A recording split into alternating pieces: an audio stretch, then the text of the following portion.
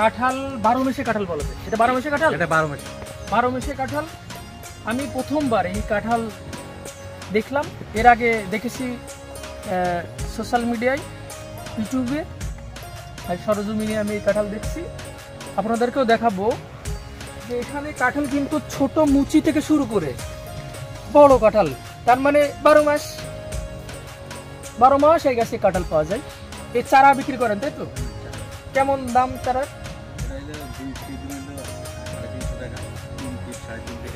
এখানে কাঁঠালের চারা, আপনার কাঁঠালের চারা এবার এই গাছে আমরা ডোয়া কেটে কলপ করা হয়, কলপ করার পরে আপনার ফুটলে